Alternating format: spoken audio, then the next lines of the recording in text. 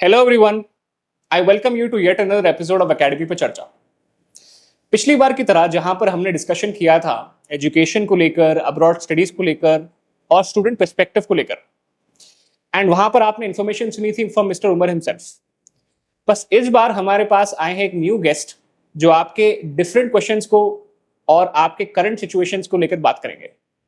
Allow me to introduce to you our new guest mister Yusuf Mohammed Jaleel. Thank you for taking your time and academy पर चर्चा पे आने के लिए। मैं अगर एक छोटा इंट्रोडक्शन दूं तो यूसुफ मोहम्मद जलील पेशे से एक इंजीनियर हैं और वो ड्यूलिंगो के इंस्ट्रक्टर हैं। अब इससे ज्यादा यूसुफ मोहम्मद जलील हमें खुद बताएंगे कि उनकी जो जर्नी रही है एक स्टूडेंट से लेकर स्टूडेंट टीचर से, ये किस तरीके से रही, ये मिस्टर यूसुफ हमें बताएंगे। Okay, hello everyone. So my name is Yusuf. खैर, इंट्रोडक्शन तो पूरा करीम सर ऑलरेडी दे दिए। तो यहाँ पे जो मेरा फर्स्ट था, तो सिंस 2020 से स्टार्ट करा था मैं मेरा करियर। सो फर्स्ट मैं जो है इंजीनियरिंग कॉलेज में गया था as a BTech student AIML engineering में, और वहाँ पे मैं एजुकेशन को सीख रहा था। तो जब मैं कॉलेज गया तो मेरे पर्सनल एक्सपीरियंस से मैं एक चीज़ ये नोटिस करा कि वहाँ पे कई सारे स्टूडेंट्स को इंग्लिश में बात करने की काफ़ी ज़्यादा प्रॉब्लम्स हो रही थी, और कईयों को तो इंग्लिश में ठीक से बात करने नहीं आ रहा था। तो ये सारी सिचुएशंस को देख के मेरे माइंड में एक प्लान आया। मैं सोचा क्यों ना इंग्लिश को परफेक्ट करने के लिए why should I join discussion group, so that कि यहाँ पे कुछ एक अच्छा इनोवेटिव होगा, यहाँ पे कुछ अच्छा एक एनवायरनमेंट मिलेगा। तो मैं मेरे 3 क्लासमेट्स थे, तो I still remember their name, Arjun, Ravi and Rahim. ये तीनों थे। तो मैं ये तीनों को रिफर करा कि व्हाई नॉट आप लोग एक बार जो है अपन ग्रुप गैदरिंग करेंगे और यहाँ पे अपन इंग्लिश के बारे में जनरल डिस्कशन करेंगे। तो फर्स्ट मैं क्या करा, उन सब के साथ मिलके आपस में हम लोग डिस्कशन करें, एक जनरल डिबेट करें। तो ये डिबेट करे बाद से एक चीज मेरे को यहाँ पे समझने आई कि अपने पास सबसे बड़ी प्रॉब्लम ये है कि इंग्लिश अपन जानते तो अच्छे से, लाइक अभी कुछ बोलेंगे तो समझेंगे तो अच्छे से, लेकिन जब बात आ रही बोलने के टाइम पे तो बोलने नहीं आ रहा। तो ये फैक्ट्स को देखते हुए मैं सोचा कि व्हाई नॉट कि मैं जो है क्लास क्यों ना अपने स्टूडेंट्स यानी अपने फ्रेंड्स को दूं। तो उस टाइम पे जो है मेरे जो बड़े भाई है उमर सर, उन्होंने जो है लाइसियम एकेडमी स्टार्ट करे थे। वो लाइसियम एकेडमी के कुछ इनिशियल डेज थे। तो वहां पे मैं ये डिसाइड करा कि क्यों ना मैं अपनी क्लास स्टार्ट करूं जिसमें मैं खुद एक एज अ ट्रेनर एक स्टूडेंट्स को जो है इंग्लिश की ट्रेनिंग दूं। तो वहां पे मैं जब मेरा फर्स्ट मीट था, तो मैं मेरे जो है मेरे फ्रेंड्स को बुलाया था, और वही लोग मेरे सबसे पहले जो है स्टूडेंट्स बने। तो मेरे को आज भी याद है मेरा क्लास का फर्स्ट डे, जब एक बेंच थी बस वहां पे और ज्यादा कुछ नहीं था। तो वहां से मेरे करियर का real startup and main turning point था मेरा वो। तो वहां पे मेरे 3 फ्रेंड्स आए, तो हम लोग ने डिस्कशन स्टार्ट किया, और मैंने एक ऐसा पैटर्न इंट्रोड्यूस किया जिससे कई सारे स्टूडेंट्स को अल्हम्दुलिल्लाह आज कई सारे डेवलपमेंट्स मिली। तो एक जनरल क्वेश्चन मैं आप लोगों से भी पूछूंगा कि अगर आपको ये पहचानना है कि एक गुड इंग्लिश स्पीकर कैसा दिखता है, यानी उसको जानना कैसा है, तो इसके लिए 3 चीजें होना बहुत जरूरी है, and that is elaboration, fluency and expression. तो ये चीजों को मैं अपने स्टार्टिंग क्लास में उसको थोड़ा सा पुशअप करा था, और उसके बाद से इंग्लिश मेरे क्लासमेट्स की अच्छी होना स्टार्ट हुई। और देखते ही देखते मेरे पास न्यू एडमिशंस आए, और वहां से I started to become an instructor for an English professions. और यहाँ पे मैं डायरेक्ट जो है डुओलिंगो इंग्लिश टेस्ट की क्लास में एज एन इंस्ट्रक्टर ज्वाइन हुआ। राइट। तो आपने बताया कि आपके फर्स्ट सेट ऑफ स्टूडेंट्स आपके फ्रेंड्स थे, राइट? तो आई मीन बहुत डिफरेंट एक्सपीरियंस होता है जब आप आपके फ्रेंड्स के साथ तीनों चीज़ शेयर करते हैं। But I am very happy क्योंकि आपने एक इंस्पायरिंग पॉइंट बताया कि कैसे आपने इसको ट्रांजिशन किया। सो बढ़ते हैं टुवर्ड्स द फंडामेंटल क्वेश्चंस कि हमारे ऑडियंस के लिए आप खुल के बताइए कि इंग्लिश प्रोफिशिएंसी टेस्ट है क्या, इसके बेनिफिट्स क्या होते हैं अगर स्टूडेंट्स इसको अपीयर करते हैं, and what are the things the student should consider about. देखिए, यहाँ पे एक सिंपल सी चीज मैं आपको बताऊंगा।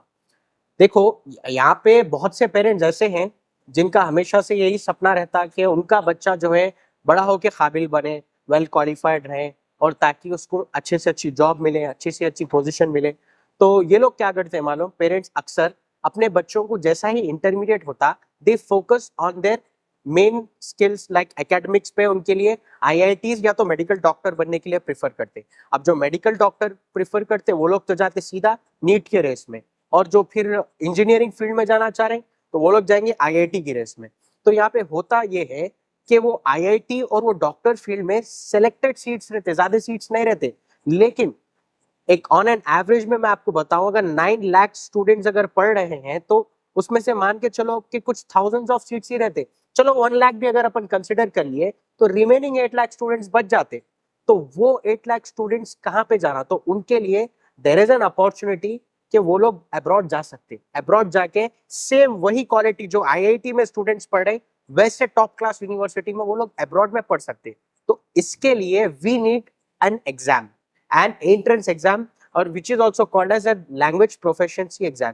ये आपका सबसे बड़ा लाइसेंस और एक सबसे बड़ा की हो जाता जो आपको मदद करता फर्दर यूनिवर्सिटीज में आपको अब्रॉड जाने के लिए। तो इसके लिए लैंग्वेज प्रोफिशिएंसी एग्जाम आपको होना जरूरी है। कौन सी लैंग्वेज? बेसिकली इंग्लिश, जैसा हो गए अपने पास IELTS, PT, TOEFL and DET. Right. तो आपने अभी बताया था कि स्टूडेंट्स जो स्पेसिफिक पाथ चूज करते हैं, जैसे कि आपने नीट बताया और आपने आईआईटी एंट्रेंस बताया, एंड देन आपने रूम ओपन किया अब्रॉड एजुकेशन के टुवर्ड्स, राइट? Yeah. आप पेशे से इंस्ट्रक्टर है ड्यूलिंगो एग्जामिनेशन के बारे में, राइट? और if I am not wrong, Duolingo एक ऑर्गेनाइजेशन का भी नाम है जो इंग्लिश सिखाती है, एंड देन डीईटी जो एग्जामिनेशन के आप इंस्ट्रक्टर है वो एक एग्जामिनेशन है। तो आप ऑडियंस को ये बताइए कि ड्यूलिंगो जो एग्जामिनेशन है जो आजकल बहुत ट्रेंड में है, ये एग्जामिनेशन है क्या? ये एग्जामिनेशन की ट्रेंड होने की वजह क्या रही है? And how do you see this examination as an instructor? Okay, तो फर्स्टली मैं आप लोगों को ये जनरल बात बताऊंगा कि यहाँ पे देखिए डुओलिंगो इंग्लिश एग्जाम एक्चुअली ये तो एक सब ब्रांच है डुओलिंगो इंग्लिश टेस्ट, बट इसका जो मेन कंसर्न है, जिसका जो मेन रिलेशन है ये डुओलिंगो से है। डुओलिंगो एक बहुत बड़ी ऑर्गेनाइजेशन है जो कि वर्ल्ड वाइड टॉप क्लास आपको कोर्सेज देती, किसके? लैंग्वेजेस के।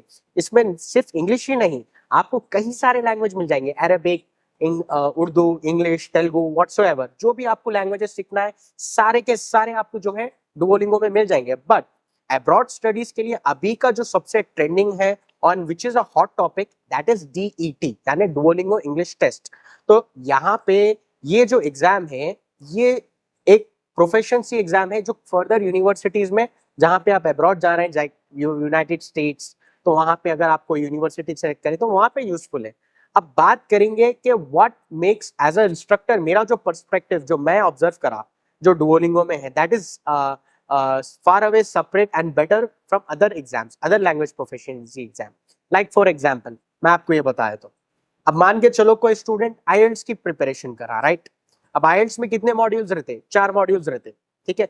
रीडिंग, राइटिंग, लिसनिंग, स्पीकिंग, ये 4 मॉड्यूल्स रहते, ठीक है? अब ये चारों में से लेट अस कंसीडर, चलो एक लिसनिंग का आप मॉड्यूल सेलेक्ट कर लो। अब यहाँ पे होता ये कि लिसनिंग में आईएलटीएस आपको क्या करता है? लिसनिंग का मतलब क्या है? सुनना है आपको, सुन के आपको उसका आंसर देना है, लेकिन वहां पे आपको लिसनिंग के साथ साथ वहां पे जो क्वेश्चन पेपर दिया जाता है उस पर आपको रीडिंग भी करना है फिर आपको। तो यहाँ पे हो रहा क्या मालूम, आपको सिर्फ और सिर्फ आईएलटीएस लिसनिंग के मार्क्स दे रहा, बट रीडिंग के मार्क्स कहाँ जाना? वो भी तो इंपॉर्टेंट है ना। रीडिंग के मार्क्स अगर नहीं गए तो व्हाट विल हैपन? तो ये फैक्टर्स जो है आपको डुओलिंगो में मिलेंगे। लाइक अभी आप यहाँ पे जो है डुओलिंगो एग्जाम लिखो तो डुओलिंगो आपको क्या करता? लिसनिंग के भी मार्क्स देता, रीडिंग के भी स्कोर देता, ईच एंड एवरी फैक्ट्स जो भी आप लैंग्वेज में यूज कर रहे हैं आपके हर स्किल्स के पीछे आपको मार्क्स मिलते। तो ये चीज, this things stand different and unique from other English proficiency exam. तो इसी हिसाब से मैं ये सजेस्ट करूंगा एज एन इंस्ट्रक्टर, मेरे 4 इयर्स के एक्सपीरियंस में मैं जो ऑब्जर्व करा वो ये फैक्ट है कि आपको जो है डुओलिंगो सारे चीजों से जो है आपकी कैपेसिटी के हिसाब से आपको जो है स्कोर्स देता है पे। एंड अल्हम्दुलिल्लाह ये चीजों को फॉलो करते हुए अल्हम्दुलिल्लाह from my side I have received many, I have given coaching to many student, nearly 350 students को मैंने कोचिंग दी and they got succeed in their exam. Great, right? So starting from that one bench, say 300 plus success stories. So congratulations on that. Thank you. तो यहाँ तक आई am sure कि audience के सवाल with respect to Duolingo और proficiency examinations के बारे में तो ऑलमोस्ट क्लियर हो चुके होंगे, but if you guys have any doubt आपके लिए कमेंट सेक्शन ओपन है, you can mention down your questions and queries and हम उसको टाइम टू टाइम आपको अपडेट करते रहेंगे। बढ़ते हैं नेक्स्ट क्वेश्चन की टूवर्ड्स, जहां पर ड्यूलिंगो अगर एग्जामिनेशन होता है तो why do you think students to choose it on power of the other examinations? आपका क्या कहना है इसमें? वेल यहाँ पे देखिए, डुओलिंगो इंग्लिश टेस्ट, देखिए यहाँ पे इसका जो ट्रेंड हुआ, आप ट्रेंड से जाएंगे। 2019 में 15,000 स्टूडेंट्स अपियर हुए थे डुओलिंगो इंग्लिश टेस्ट के लिए, और जैसा ही वो 2020 आया तो सडनली 3 लाख स्टूडेंट्स वहां पे आ गए। तो यह देख सकते हैं आप, मैसिव ग्रोथ है, यानी 2000% ग्रोथ। तो ये हुआ क्यों? This is the reason, because अब when it comes for abroad studies, like अभी आपको कहीं भी जाना है, लाइक अब्रॉड स्टडीज पे जाना है या आपको कहीं भी जाना है, तो most of the people preferred which country, कौन सी कंट्री प्रिफर करेंगे? मोस्ट ऑफ द, ज्यादातर तो स्टूडेंट्स यूएस प्रिफर करेंगे। तो यहाँ पे आपको मैं बताना ये चाहूंगा कि US is the best hub for the Duolingo exam. जो भी डुओलिंगो लिख के आ रहे हैं, देयर आर 5,000 प्लस यूनिवर्सिटीज जो कि डुओलिंगो इंग्लिश टेस्ट को एक्सेप्ट कर रहे हैं। तो ये फैक्ट्स को देखते हुए यहाँ पे कई सारे स्टूडेंट्स जो है they move to this Duolingo English test because के वहां पे। एंड अनदर फैक्ट जो मैं आपसे शेयर करना चाहूंगा कि क्यों डुओलिंगो में इतना ज्यादा सारे कस्टमर्स, सारे स्टूडेंट्स अट्रैक्ट हो रहे हैं, इसके पीछे भी एक बहुत बड़ा रीजन है। इसके पीछे सबसे बड़ा रीजन है कन्वीनियंस। देखो, कन्वीनियंस ये रहता कि अब एक स्टूडेंट को जो है एग्जाम का स्लॉट बुक करना पड़ता, सेंटर को जाना पड़ता, एग्जाम खुद बैठ के लिखना पड़ता। बट यहाँ पे आप देखो, आपको जो है घर बैठे आपका ओन, आपके कंफर्ट में आप जो भी कपड़े पहने हुए, track, T shirt, what ever, यहाँ पे आप आपकी कन्वीनियंस में बैठ के आप सुकून से एग्जाम लिख सकते। आपको कहीं ना स्लॉट बुक करने की टेंशन है, ना आपको जो है 15-15 दिन रिजल्ट्स के आने के वेट करने की टेंशन है। तो ये सारे फैक्टर्स को देखते हुए यहाँ पे आपको Duolingo English test stands in a better place. तो ये तो है 1 घंटे का एग्जाम, और आपको रिजल्ट आएगा कितने, 2 दिन में। अभी तो एक नया अपडेट आया जिसमें आपको 24 आवर्स में भी रिजल्ट आ रहा कुछ स्टूडेंट्स को। तो ये सारे फैक्टर्स हैं जो कि स्टूडेंट्स को फोर्स करते, नॉट फोर्स, अट्रैक्ट करते, जिससे वो लोग डुओलिंगो में जाके मर्ज हो जाए। So that's the fact why many people are considering Duolingo English test. Right, तो very well and brilliant explain. यहाँ पर at this point of time I am sure जो हमारे व्यूअर्स हैं उनका क्वेश्चन यही होगा कि एग्जामिनेशन का स्ट्रक्चर कैसा है एंड ये क्या बातें हैं जब एग्जामिनेशन के आप पॉइंट्स में बात करते हैं। तो I would want you to discuss about the structures and all everything about the exam. Okay, so basically Duolingo का जो है स्ट्रक्चर कैसा है, इस पे बात करेंगे थोड़ा सा। तो डुओलिंगो का जो स्ट्रक्चर है, यहाँ पे बेसिकली 4 पार्ट्स रहते हैं। जैसा हो गया reading, writing, listening, speaking, same दूसरे लैंग्वेज प्रोफिशिएंसी के जैसा ही रहता। तो यहाँ पे जो रीडिंग है इसके 40 मार्क्स, राइटिंग के 40 मार्क्स, लिसनिंग के 40 मार्क्स और स्पीकिंग के 40 मार्क्स। अब आप इसको ओवरऑल अगर कैलकुलेट करेंगे तो ये 160 होता। अब यहाँ पे इनका जो पासिंग परसेंटेज है वो 105 है। लाइक अगर ये मान के चलो आपके कोई स्टूडेंट अगर 105 स्कोर कर रहे हैं, देन ही और she is may be eligible to go in the further university for the United States. तो यहाँ पे आपको जो है ये 4 पार्ट्स मिल जाएंगे। और अगर कोई स्टूडेंट एक बार एग्जाम लिख लिए तो उनकी सर्टिफिकेट की जो वैल्यू है वो 2 इयर्स तक रहती, मतलब 2 इयर्स तक इसकी वैलिडिटी रहती। आप 2 साल में आपको दोबारा एग्जाम लिखने की जरूरत नहीं रहती। आप जो है एक ही बार में लिख के जो है 2 साल तक आप बैठ सकते, कोई आपको प्रॉब्लम नहीं होती। एंड यहाँ पे जो थर्ड थिंग है इसके बारे में वो ये रहती कि ये जो एग्जाम आपको रहता सिर्फ 1 घंटे का रहता, और इसका जो रिजल्ट टाइम है यानी रिजल्ट रिलीज करने में यहाँ पे अभी 2 टाइम्स हो गए। कुछ स्टूडेंट्स को 24 आवर्स हो रहे हैं और कुछ स्टूडेंट्स को 48 आवर्स हो रहे हैं। तो ये इसका बेसिक टाइम, मैक्सिमम टाइम अगर आप कंसिडर करें तो 48 आवर्स रहता। उसके अंदर ही आपका रिजल्ट आपको वो लोग अपलोड कर देते। ये हो गया रिजल्ट टाइम। अब बात करेंगे एग्जाम फीस की। देखो एग्जाम फीस जो है यहाँ पे, एग्जाम फीस के हद तक तो मैं एक चीज अच्छी बोलूंगा कि आईएलटीएस में जो है आप जितना आईएलटीएस में अमाउंट पे कर रहे हैं उतने अमाउंट में आप 3 बार डुओलिंगो लिख सकते हैं। यस, आप बिलीव नहीं कर सकते, आप 3 बार डुओलिंगो लिख सकते। तो एक कैसा, आपको सिर्फ 5500 पे करना है, यानी वो एक एग्जाम फीस आपको 5500 में 3 अटेम्प्ट्स मिल जाते। फिर आप दोबारा अगर जाएंगे तो उसके बाद मल्टीपल टाइम्स लिख सकते हैं आप, तो 3 क्रेडिट्स मिलते हैं आपको। आईएलटीएस या दूसरे एग्जाम के जितने में 3 बार के एग्जाम के क्रेडिट्स मिलते हैं आपको। तो ये एग्जाम फीस जो है आपको काफी एफिशिएंट है और काफी चीप है, आप बिल्कुल इसको कर सकते हैं। And when it comes to the pros and cons, Duolingo के जो प्रोज एंड कॉन्स है वो भी जानना बहुत जरूरी है। सबसे पहला इसके प्रोज यानी इसके फायदे, एडवांटेजेस। डुओलिंगो का सबसे बड़ा एडवांटेज क्या है मालूम? उसका उसका जो कन्वीनियंस है यानी उसका जो कंफर्ट है। आपको बैठे जगह घर पे सुकून से अपने कन्वीनियंस से अपने टाइम पे, जहाँ पे शोर शराबा पुकारा कुछ भी नहीं है, वहां बैठ के आप एग्जाम लिख सकते हैं। ये इसका सबसे बड़ा फायदा है। और मैं ये बिलीव करता हूँ कि शायद ही कोई और लैंग्वेज प्रोफिशिएंसी में इतने सारे बेनिफिट्स आपको ये अमाउंट में कोई नहीं देते आपको। तो ये एक चीज है। और दूसरा जो मेरे को इसमें जो अच्छा फैक्ट दिखता, लाइक दूसरे एग्जाम में आपको स्लॉट का टाइम डेट ये सब आपको बुक करके आपको उस हिसाब से रेडी रहना है, बट डुओलिंगो में ऐसा नहीं है। डुओलिंगो में आपको सिर्फ और सिर्फ जो है एक जगह पे बैठ के कभी भी आप जो है लिख सकते हैं। लाइक अभी आपका दिल बोल रहा रात के 2 बजे एग्जाम लिखो, आप लिख सकते हैं रात के 2 बजे, रात में 3 बजे। किसी के नाइट शिफ्ट रहते, कोई मॉर्निंग में फ्री रहते, कोई नाइट में फ्री रहते, सबका अपना अपना टाइम टेबल रहता। तो आप आपके टाइम टेबल के हिसाब से सुकून से, आपकी कन्वीनियंस के हिसाब से आप एग्जाम कभी भी लिख सकते। तो ये ऐसी फ्लेक्सिबिलिटी है जो आपको दूसरे एग्जाम्स में नहीं मिलती। तो ये इसका सबसे बड़ा फायदा हो गया। तो और रही बात इसकी, थोड़े से आप डिसएडवांटेज की भी बात कर लेंगे, कॉन्स की। इसका डिसएडवांटेज ये है कि इसमें अगर आप एग्जाम के रूल्स फॉलो नहीं करेंगे तो आपको रीटेक्स आएंगे। रीटेक्स यानी एरर्स, जनरल एरर्स, आपको दोबारा फिर एग्जाम लिखना पड़ता।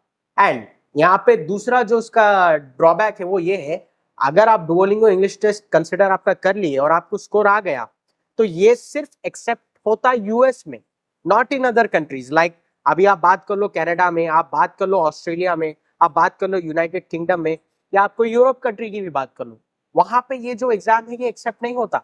यहाँ पे सिर्फ जो है बेसिक आपको सिर्फ यूएस में एक्सेप्ट होता। इसका यही सबसे बड़ा ड्रॉबैक है। अब मेरे पास रिसेंटली एक स्टूडेंट आए, उन्होंने जो है आके मेरे को ये सजेस्ट करे, सर मैं कनाडा के लिए जाना चाह रहा हूँ, बट क्या मैं डुओलिंगो एग्जाम लिख सकता हूँ? तो इस पॉइंट पे मेरा ये जवाब है कि आप डुओलिंगो एग्जाम बिल्कुल लिख सकते हैं, but it is not useful in Canada. क्योंकि कनाडा के मोस्ट ऑफ द यूनिवर्सिटीज वो लोग सिर्फ आईएलटीएस एक्सेप्ट करते हैं, they won't consider Duolingo exam. क्योंकि वहां पे उनका मानना ये है कि IELTS is the best exam for as per their requirement. तो इस हिसाब से आपको जो है यूजफुल नहीं होता हो दूसरे कंट्रीज में।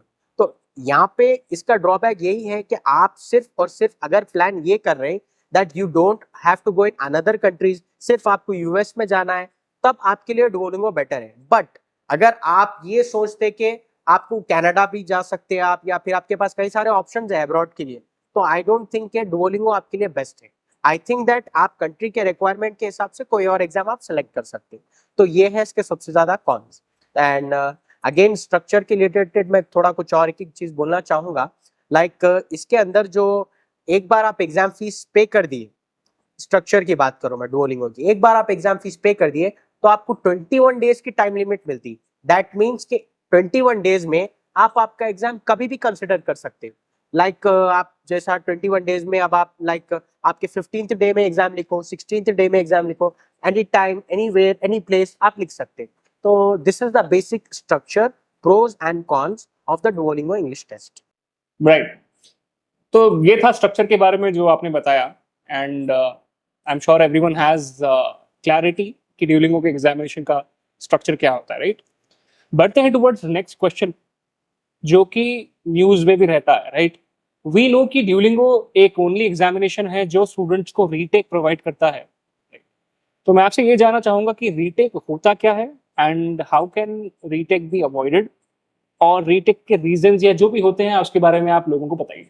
ओके, देखिए यहाँ पे सबसे मेन प्रॉब्लम अपने स्टूडेंट्स की ये है कि वो लोग एग्जाम कंसिडर कर लेते बिना प्रियोर नॉलेज के, बिना प्रियोर प्रैक्टिस के, एंड बिना प्रियोर हार्डवर्क के। अगर आप लोग ऐसे करेंगे तो आप लोगों को बिल्कुल स्कोर नहीं आएंगे। अगर आपको स्कोर चाहिए so you must know the basic things of Duolingo. अब यहाँ पे आप मान के चलो कि अगर किसी स्टूडेंट के पास कोई प्रॉब्लम है, जैसा कि अटकने की प्रॉब्लम हो गई, या एक्सप्रेशन की प्रॉब्लम हो गई, या आपको जितना टाइम मिला उतना टाइम आप नहीं बोल सके, तो ऐसे केसेस में there is a most chances कि आपको रीटेक्स आ सकते हैं। तो पहली चीज तो मैं ये बोलूंगा कि ये रीटेक से अगर आपको बचना है तो आप आपकी इंग्लिश में आप फ्लुएंट रहो। तो आपको रीटेक नहीं आता, और अगर आ भी गया रीटेक तो उसके भी कुछ बेसिक स्पेसिफिक रीजंस रहते जिसकी वजह से आपको रीटेक्स आता। तो रीटेक्स जो मेनली रहते वो 13 टाइप्स के रहते, 13 किस्म के रीटेक्स रहते। अब उन रीटेक्स आते क्यों, किन हिसाब से आते, वो आप अच्छे से जान लो, ताकि नेक्स्ट टाइम जब आप एग्जाम लिख रहे हैं तो मेक श्योर करके चलो कि वो मिस्टेक्स आप दोबारा नहीं दोहराना आपके एग्जाम के टाइम में। सो प्लीज इसको केयरफुली सुनो और गौर से सुनो, it's very useful for you. So retake number 1, we could not verify the test security of your environment. अब यहाँ पे ये फर्स्ट रीटेक आने का रीजन ये है कि यहाँ पे प्रॉक्टर को ऐसा फील हो रहा है कि आपका जो एनवायरमेंट है टेस्ट का वो सिक्योर नहीं है और वहाँ पे कुछ ना तो कुछ गड़बड़ है। तो इस हिसाब से मैं ये सजेस्ट करूंगा कि आपके रूम में आप प्लीज अकेले रहिए, किसी को अलाउ मत करिए। और दूसरी चीज, आप जो लैपटॉप यूज कर रहे हैं वो लैपटॉप पे आप मेक श्योर करिए कि उस पर कोई दूसरे एग्जाम लिखे हुए नहीं रहना, आप भी एक अकेले रहना उसमें एग्जाम लिखने वाले। दूसरे मतलब एक लैपटॉप पे 2 स्टूडेंट्स एग्जाम लिखे, दैट्स फाइन। कोई तीसरा सेम लैपटॉप पे एग्जाम लिख रहा, दैट्स नॉट फाइन। तो आप कोशिश ये करिए कि एक लैपटॉप पे सिर्फ 2 इंडिविजुअल्स एग्जाम लिखना, वैसा आप आपका एग्जाम कंसिडर करिए, तो आपको फर्स्ट रीजन नहीं आता। Second reason, we could not confirm that you have completed the written sections independently। अब ये रीटेक में आपको साफ साफ से यहाँ पे दिख जा रहा कि हम भरोसा नहीं कर सक रहे कि राइटिंग पार्ट्स आप ही करें। तो ये शक उनको क्यों हो रहा, this is all because of the speaking. अब इसका मैं आपको एक क्रिएटिव वे में एक्सप्लेनेशन देता हूँ। यहाँ पे अपने पास कई सारे स्टूडेंट्स हैं जो इंट्रोवर्ट रहते, लाइक उनकी आदत ये रहती कि वो लोग जब भी कुछ लिखना है, उनको कुछ टाइप करना है तो बहुत अच्छा टाइप करते सोच के, बट जब बारी आती बोलने की तो they won't get much words, तो वहां पे वो लोग नर्वस हो जाते, किसी को स्टेज फियर आता, सो ड्यू टू विच वो लोग की स्पीकिंग डिफरेंट हो जाती, राइटिंग पार्ट्स जो है अच्छे हो जाते। तो प्रॉक्टर्स विल थिंक के शायद आप कुछ गड़बड़ कर रहे या शायद आप चीटिंग कर रहे, तो ये शक और ये डाउट्स में आपको ये सेकेंड वाला रीटेक देते। तो इसका बेस्ट सोल्यूशन मैं आपको यही दूंगा कि आप इंग्लिश फ्लुएंट वे में बात करो, आप जो भी टॉपिक मिली उसको अच्छे से एलैबोरेट करो, आप फ्लुएंट बात करो, और जो भी बात करें आप नेचुरल वे में बात करो, जो भी टॉपिक बोल रहे हैं आप उसमें अपना पर्सनल एक्सपीरियंसेस दियो। तो उससे क्या दिखता है कि आपका जो वे ऑफ कन्वर्सेशन है, टोन पूरा नेचुरल दिखता, तो उससे आपको सेकेंड रीजन आने के चांसेस बहुत कम हो जाते। Now moving toward the third retake. Third retake is, it was evident that you were reading a response that has been written out. अब यहाँ पे हालांकि ऐसा कई सारे स्टूडेंट्स हैं जो मेरे को ये कंप्लेंट करे, सर हम लोग ने तो ना ही कोई स्क्रिप्ट पास किया था, ना आपस में हम लोग ने चीटिंग की थी, फिर हमें ये रीटेक क्यों आया। तो ये रीटेक आने का सबसे बड़ा प्रॉब्लम ये है कि आपका जो वे ऑफ कन्वर्सेशन नेचुरल नहीं है, दैट्स द रीजन आपको ये रीटेक आ रहा। देखो, अगर आपके फेस पे कोई एक्सप्रेशन नहीं है, अगर आपके चेहरे पे कोई मार्क नहीं है, जैसा फील नहीं हो रहा कि आप नेचुरल बोल रहे, तो आप प्रॉक्टर तो यही समझेगा ना कि आप एग्जाम देख के पढ़ रहे। तो आप जो भी बात कर रहे हैं ऐसा नहीं दिखना कि आप देख के पढ़ रहे, आपके चेहरे पे नेचुरल एक्सप्रेशन दिखना, सो दैट कि जब आपका एग्जाम प्रॉक्टर के सामने आया तो वो नेचुरली उनको दिखना। तो ये रीजन से आपको जो है आप अवॉइड कर सकते थर्ड रीजन आने को। तो इसका मैं आपको एक बेसिक सॉल्यूशन ये देता हूँ, आप एग्जाम में एक्सप्रेशन दिए, आपको ये थर्ड रीजन नहीं आता। Fourth, you look away from the screen for an extended period of time. And ये ऐसा रीजन है जिससे कई सारे स्टूडेंट फेडअप हो गए रीजन से। हालांकि कई स्टूडेंट्स मेरे को ये भी बोले कि सर हम स्क्रीन के बाहर देखे भी नहीं, फिर भी हमको ये फोर्थ रीटेक आया। अगर आपको ये फोर्थ रीटेक से बचना है तो मैं ये सजेस्ट करूंगा कि आप पहले तो लैपटॉप पे प्रैक्टिस करो। आप क्या करो, लैपटॉप पे स्क्रीन पे देखने के लिए थोड़ा आपका स्क्रीन टाइम बढ़ाओ। ऐसे होते कई सारे लोग जिसको लैपटॉप पे बैठने की आदत नहीं रहती, यूजुअली उनके डेली लाइफ में ऐसा कोई काम वर्क नहीं रहता। तो आप क्या करो, अगर आपका प्लान है कि आपको एग्जाम आपका कंसिडर करना है, आप घर में बैठ के एग्जाम लिखने वाले हैं आपका, तो आप थोड़ा सा पहले इसको 4-5 डेज पहले इसका मॉक टेस्ट लो, आप प्रैक्टिस में टेस्ट करो, आप वेबसाइट पे जाओ प्रैक्टिस करो, तो उससे आपको स्क्रीन पे देखने की एक आदत हो जाती। उसके बाद आप एग्जाम लिखो, आपको फोर्थ रीटेक नहीं आता। Now fifth retake, the test area was not always private.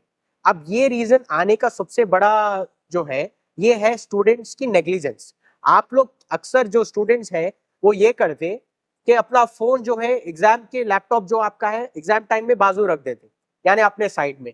तो इससे होता ये कि एक छोटा सा पॉपअप या नोटिफिकेशन आने की वजह से आपका एंटायर पूरा एग्जाम कैंसिल हो जाता। अब देखो आपका फोन में से आवाज आना या रिंगटोन बजना, प्रॉक्टर्स को क्या दिखता है कि मे बी शायद आप चीटिंग कर रहे हैं, मोबाइल फोन की हेल्प ले रहे हैं एग्जाम में। तो ऐसे केसेस में या तो आप कभी कभी बैन भी हो सकते हैं। तो अवॉइड करो कि आपके रूम में आसपास कोई आवाज नहीं आना और आप अकेले बैठना, कंप्लीटली साइलेंट प्लेस जहां पे कोई डिस्ट्रैक्शंस नहीं रहना। तो आपको फिफ्थ रीजन नहीं आता। Sixth reason, there was a window और application open during the exam. अब आपको ये सिक्स्थ रीजन से अगर बचना है तो आप जो है अपने वीडियो की डिस्क्रिप्शन में आपको एक लिंक मिल जाएंगी, आप उसको ओपन करो, उसमें क्लियरली आपको मेंशन करे हुआ है कि बैकग्राउंड एप्लीकेशंस कैसे बंद करना है। तो by watching that video you will easily understand कि आपको बैकग्राउंड एप्लीकेशन कैसा बंद करना रहता। तो इट्स वेरी इजी, आप कर ले सकते। Now seventh reason, it was evident that you were using multiple keyboard and mouse. तो अपने पास ये है कि एग्जाम का सबसे बड़ा रूल ये है कि आप सिर्फ एक ही कीबोर्ड यूज करना। You should use only one keyboard. आप दो कीबोर्ड यूज नहीं करना। अगर आप दो कीबोर्ड यूज करें एग्जाम में तो आपका जो है टेस्ट कैंसिल भी हो सकता है और समटाइम्स आपका एग्जाम बैन भी हो सकता है। So avoid using multiple keyboard. दो कीबोर्ड यूज मत करिए, एक ही कीबोर्ड यूज करिए। Now 8, there was so much glare on your glass which obscure your eyes. अब ये रीटेक आने का सबसे बड़ा रीजन है आपके वे ऑफ सिटिंग।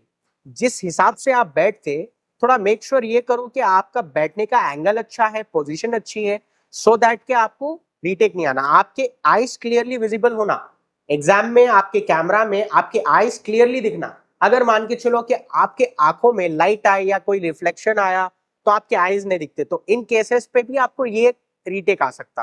तो इस रीटेक से अगर आपको बचना है तो मेक श्योर ये करो कि आप एक अच्छी पोजीशन में बैठो। अगर किसी को स्पेक्स की आदत है, मैं तो ये उनको रेफरेंस दूंगा और मेरे तरफ से ये सजेस्ट करूंगा कि आप लेंस पहन लो। आप जो है लेंस पहनने से आपको जो है एक अच्छा जो है एनवायरनमेंट मिल जाता है। It's far more better than wearing the specs. तो आपको ये रीटेक नहीं आता। 9th, your speaking response was not related to the question we ask. अब देखो आपसे जो क्वेश्चन करे आप उसी के हिसाब से जवाब देना। Now if they are asking you about a famous place तो आप फेमस प्लेस के ऊपर बात करो, फेवरेट फूड्स के ऊपर नहीं। फेवरेट फूड्स क्या हो गया, डिफरेंट टॉपिक, तो वो इरिलेवेंट हो गया। तो आप इरिलेवेंट बात मत करो, आपसे जो पूछे आप उसी के हिसाब से बात करो। तो आपको 9th रीटेक नहीं आता। सो 9th रीटेक से आपको बचना है तो आपसे जो सवाल पूछा गया आप उसी के रिलेटेड बात करो। Retake number 10, your face was not clearly visible and your eyes was covered in the shadow. ये रीटेक आपको जब आएगा जब आप ऐसा लैपटॉप यूज कर रहे हैं जिसकी कैमरा क्वालिटी एकदम बेकार है and which is having a very low camera quality, और एल्स आपके जो कैमरा है उसके ऊपर कोई क्रैक है या फिर वो क्लियर नहीं है। तो ऐसे सिचुएशन में आपको ये आ सकता। एंड अपार्ट फ्रॉम दैट दूसरा रीजन ये भी हो सकता कि आप जो रूम पे बैठे हुए हैं वो रूम में प्रॉब्लम ये होंगी कि वहाँ पे ज़्यादा लाइट्स ना हो एंड मे बी वो रूम ज़्यादा डार्क हो। तो इसको अवॉइड करने के लिए I must suggest you that कि आप ऐसी जगह पे बैठो जहाँ पे लाइट ज़्यादा है। फोकस करो कि आपके लैपटॉप क्वालिटी अच्छी होना, और एक हो सके तो एक रिंग लाइट या एक इमरजेंसी लाइट आपके फेस के आगे थोड़ा सा आप प्लेस करो सो दैट कि आपका पूरा फेस क्लियरली विजिबल हो। तो आपको उससे ये 10th रीटेक नहीं आता। Now let's talk about the retake number 11. So you are not the person who was present in the typing response. So basically ये reason जब ही आता है क्योंकि ये reason में ही you will get the answer that you are not the person who was present in the typing response. देखिए यहाँ पे एक चीज़ मैं आप लोगों को suggest ये करूँगा कि एग्जाम आप आपके own से ही लिखिए। Please don't cheat with Duolingo, don't cheat yourself. Just try to focus only on the parts like how you are going. और आप ये कोशिश करिए कि टाइपिंग स्किल्स को अपने अच्छे से अच्छा करिए और लिखिए, क्योंकि ये चीज़ आपके लिए ज़्यादा बेटर होंगी। अगर आप चीटिंग करेंगे तो आपको ये रीज़न आने के ज़्यादा चांसेस रहते हैं। Then next, you took assistance since this is a violation of our terms and conditions, hence you are not permitted to test on any account. ये भी रीटेक आपको जब भी आएगा जब स्टिल आप अगेन चीटिंग करते हैं, और अगर आप चीटिंग करते हुए पकड़े जाते हैं तो ये आपको ये रीटेक आएगा। ये रीटेक्स आने के मतलब है आप बैन हो गए। लाइक जो आपको मैंने 11th रीटेक कहा उससे भी आप बैन होंगे, 12th रीटेक उससे भी आप बैन ही होंगे, and 13th retake we could not confirm that you are the test taker owner of this account. देखिए ये भी कुछ चीटिंग करने से ही आता है। लाइक फॉर एग्जाम्पल अगर उनको ये बिलीव नहीं हुआ कि आप ही अकाउंट के ओनर हो या फिर आप ही वो स्टूडेंट हो जो आपका एग्जाम लिख रहे हो या कोई आपको जो है हेल्प कर रहे हैं, तो इन उन केसेस पे, डाउट्स के केसेस पे वो लोग आपको इस तरह का जो है रीटेक देंगे। तो इनसे भी अगर बचना है तो आई मस्ट सजेस्ट कि प्लीज़ आप लोग चीटिंग मत करिए, आप लोग फोकस करिए कि आपका जो एग्ज़ाम है बहुत ईजी है, you can do it from your self. आप कोचिंग लीजिए, क्लासेस को ज्वाइन करिए, you will get to know many things about it and you will easily get this question। और मेरे हिसाब से this or the 13 retake, और especially before ending this question I would like to say कि 11th retake और 12th retake और 13th retake, ये तीन के तीन retakes जो भी है ये आते हैं चीटिंग करने की वजह से। so avoid doing cheating in the exam। Great. I think as of now we don't have any doubts with respect to retake जैसा आपने बताया. It makes it much clear for us to understand about it. तो Duolingo के बारे में अभी आपने बताया कि रीटेक होते क्या हैं, इट्स प्रीटी मच क्लियर. एक और चीज ड्यूलिंगो के साथ फेमस है, या we can talk about what keeps it in the market, वो है ड्यूलिंगो का डायनामिक नेचर, राइट? जैसे वो अपडेट्स लेके आते हैं एंड रूल्स एंड रेगुलेशंस में चेंज होते हैं. तो can you also share your experience here जब बात होती है अपडेट्स की या टर्म्स एंड कंडीशंस की? सो अपडेट्स की अगर बात की जाए तो इसके पीछे एक बहुत बड़ा एक्सपीरियंस है मेरा। तो एक्चुअली मैंने जो स्टार्ट किया था 2020 से, मैंने अपनी कोचिंग स्टार्ट की थी डुओलिंगो इंग्लिश टेस्ट में। तो यहाँ पे हुआ ये था कि इनका जो डायनामिक नेचर है सिक्योरिटी को लेके, टेस्ट को लेके, ये it's keeps on increasing and it keeps on developing all the time. So यहाँ पे होता ये है कि जब 2020 में जब मैं कोचिंग क्लासेस लेता था, सो वहाँ पे मैंने ऑब्जर्व ये किया था, फर्स्ट टाइम जब डुओलिंगो को मैंने अपने पर्सपेक्टिव से नोट किया था, तो वो ऐसा था कि आपका जो था बस राइटिंग पार्ट्स आपको करना होता था और रीडिंग पार्ट्स करना होता था, इंग्लिश वर्ड्स सेलेक्ट करने होते थे और उसमें आपको जो है इंग्लिश के वर्ड्स, करेक्ट वर्ड्स सुनने होते थे और उसको करेक्ट करने होते थे। बस इतना ही था उसमें, और कुछ भी एक्स्ट्रा नहीं था। लेकिन जैसे ही 2020 से सीधा 2021 आया, तो यहाँ पे एक और अपडेट आया। अपडेट ये आया कि उन लोगों ने राइटिंग पार्ट को और थोड़ा सा बढ़ा दिया। लाइक इंटरव्यू के बाद जो राइटिंग पार्ट है, राइटिंग पार्ट में थोड़ा सा और अपग्रेड्स किए, उसको थोड़ा सा और हार्ड बनाया। और फिर देखते ही देखते जैसा 2022 आया, वहाँ से स्टार्ट हुआ पैसेज आया। ये वाला जो कॉन्सेप्ट है, ये डुओलिंगो इंग्लिश टेस्ट वालों ने अडेप्ट किया। किससे? टोफेल से। टोफेल एग्जाम जो है वहाँ पे आपने देखा होगा कि काफ़ी ज़्यादा मशहूर एग्जाम है ये। इनके पास जो है रीडिंग पार्ट है। रीडिंग पार्ट में काफ़ी सारे स्टूडेंट्स ने और किया होगा, रीडिंग पार्ट में टोफेल का जो पैसेज है उसका सेम कॉपी पेस्ट जो स्ट्रक्चर है उसको रीडिज़ाइन करके डुओलिंगो ने से अडेप्ट करके अपने पास अपने टेस्ट में लॉन्च किया। तो आफ्टर दिस जैसा जैसा टाइम गया, सिंस 2023 आया, तो वहाँ पे इन लोगों ने अपना पूरा डुओलिंगो का सॉफ्टवेयर चेंज कर दिया।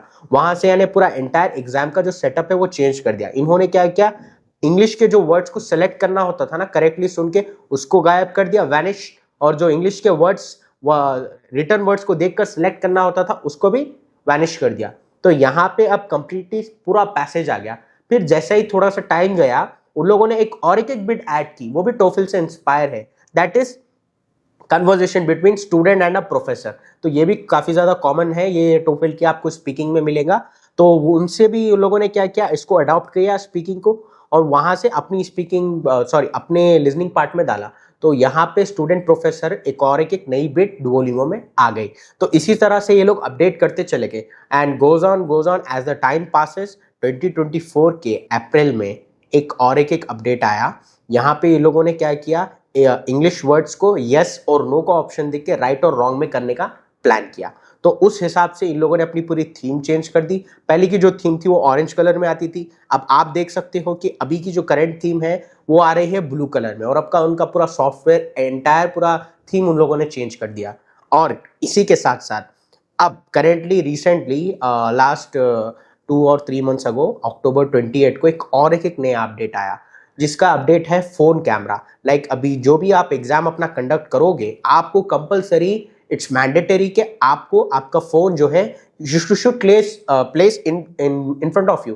लाइक फॉर एग्जांपल अभी आप एग्जाम लिख रहे हो, तो आपके आसपास में जो है आपके बाजू का जो एरिया है टेबल पे, एक कप में आप अपने फोन को, for example I will explain you, this is my phone. अब ये फोन को I have to keep it here so that कि मेरा जो भी राइटिंग पार्ट है इट कैन बी सीन। तो तो यहाँ से कैमरे वाले भी मेरे को रिकॉर्ड करेंगे और वहाँ से जो मेरा ऑलरेडी ऑनलाइन चल रहा वो फेस रिकॉर्डिंग भी होगी। तो ये 2 लेवल के सिक्योरिटी रिकॉर्डिंग इन लोगों ने जो है अपने तरफ से इसको और पावरफुल किया, इसको इन्हांस और अपग्रेड किया। तो ये है 28 अक्टूबर का major update. So I think that आने वाले जो है काफ़ी सालों में, like upcoming 5 years and 10 years, तो ये अपडेट और ज़्यादा ग्रो होने वाला है। So that's what I can say about it. Right, with this I think the next question जो सुटेबल होगा आपसे पूछने के लिए वो ये है कि आप ड्यूलिंगो को आने वाले फ्यूचर में देखते कैसा है, and how do you think the students should also take this come? Well, I feel के आने वाले टाइम पे एआई जो है काफ़ी ज़्यादा ग्रो होने वाला है। सो आई थिंक दैट के ये डुओलिंगो इंग्लिश टेस्ट एक्चुअली ये कंप्लीटली रन होता है एआई की मदद से। लाइक आप एग्ज़ाम लिख रहे हो आपका, या फिर आपका पेपर करेक्शन हो गया, या फिर आपको स्कोर देने का हो गया, या आपके अंदर के जितने भी उसके अंदर मिस्टेक्स होते हैं उसको करेक्ट करना हो गया, तो ये सारा काम एआई का होता है। तो आई थिंक के आने वाले टाइम पे ये काफ़ी ज़्यादा और बूम अप होगा, और आई थिंक कि इसके जो डेटा मॉडल्स हैं ये काफ़ी ज़्यादा ट्रेन होंगे, क्योंकि इनके पास जितने ज़्यादा डेटा होगा, जितने ज़्यादा एग्जाम्पल्स होंगे, उतना ज़्यादा एआई इसका स्ट्रॉन्ग बनेगा। तो आई फील दैट कि आने वाले 5 to 6 years में इसका जो एआई है ये काफ़ी ज़्यादा स्ट्रॉन्ग बन जाएगा, एंड आई फील के ये बहुत ज़्यादा एडवांस टेक्नोलॉजी का एग्ज़ाम बन जाएगा। एंड मेरे हिसाब से तो as compare to other exams like TOEFL ले लो आप, आईएलटीएस ले लो, एंड अदर एग्जाम्स ले लो, सो जीआरई ले लो, आप किसी में भी आप देख लो कि इतनी लेवल की सिक्योरिटी नहीं है जितनी आपको डुओलिंगो इंग्लिश टेस्ट में मिलेंगी। बिकॉज इस एग्जाम में आपको कोई प्रॉक्टर नजर नहीं आएगा, इस एग्जाम में आपको कोई आके जो है आपको अनाउंस नहीं करेगा, कुछ नहीं होगा इसमें। इसमें सिर्फ और सिर्फ रिकॉर्डिंग होंगी, एंड इट विल बी आपका जो कंप्लीट एग्जाम होगा, and it will be completely monitored by the help of AI. तो it's a very unique exam, and it's a very unique way of conducting the exam. So I think that आने वाले time में इसका काफ़ी ज़्यादा hype होगा, popularity, fame भी बढ़ेंगी, और इसकी सिक्योरिटीज़ भी ऑफ कोर्स बढ़ेंगे। एंड आई फील दैट के आने वाले टाइम पे इसका एआई भी काफ़ी ज़्यादा स्ट्रांग होगा, क्योंकि इनके पास ज़्यादा डेटा रहेंगे, तो काफ़ी ज़्यादा डेटा आने की वजह से ये ज़्यादा और एक्सपीरियंस हो जाएंगे एआई। तो आई feel that this is a very good future for Duolingo, and it will boom up in the future. Right, we hope the same कि ये प्रिडिक्शन जैसा आपने बताया कि उस तरीके से एग्जामिनेशन अपने आप को लेके चले। मेरे पास कुछ क्वेश्चंस हैं जो स्टूडेंट्स के इस एग्जामिनेशन के टुवर्ड्स होते हैं, Okay. So that we can have a quick fiery chat towards it. तो जो कॉमन डाउट स्टूडेंट्स के एग्जामिनेशन को लेके होते हैं, तो पहला डाउट ये होता है कि does accent matter in the exam? क्या एक्सेंट की रिक्वायरमेंट है या नहीं? वेल, इन दैट केस मैं ये कहूँगा कि एक्सेंट की अगर बात की जाए तो accent is optional. Duolingo English test के लिए आपको एक्सेंट ऑप्शनल है। इट्स नॉट लाइक कि आपके लिए मैंडेटरी है, आपको ज़रूरी है, क्योंकि what I have seen in my experience is that कि when it comes to speaking, आप ये मेक श्योर करिए कि आपकी स्पीकिंग नेचुरल हो, आपकी स्पीकिंग काफ़ी ज़्यादा रियलिस्टिक हो, और आपकी स्पीकिंग में काफ़ी ज़्यादा फीलिंग्स हो, उसमें आप एक्साइटेड हो, उसमें आप जो है जो भी क्वेश्चन को आंसर कर रहे हैं उसमें आपके बात में आपके वजन हो उसमें, like it should be like in a bold way, speak in a bold way. And apart from this, यहाँ पे मैं ये भी कहूँगा कि आप जो भी स्पीकिंग कर रहे हो बस उस पर ये मेक श्योर करो कि उसके पास अंदर क्वालिटी होना, नेचुरल एबिलिटी, लाइक जो कुछ भी आप बोल रहे हो अपने पर्सनल एक्सपीरियंस से बोलो।